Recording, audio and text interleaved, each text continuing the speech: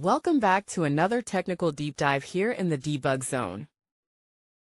Today we're tackling a big question and breaking it down with insights from other users. Hopefully this clears up some misconceptions and helps you get the answer you need. So buckle up, stay a little curious, and let's jump right in.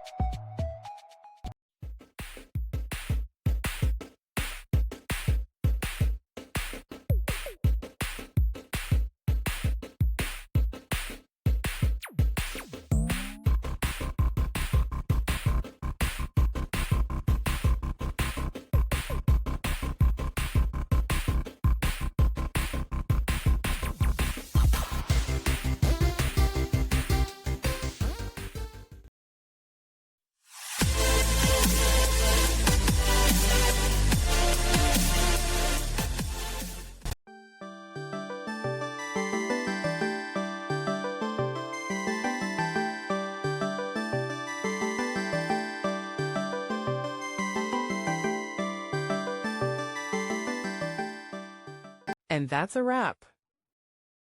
I hope you found the answer you were looking for.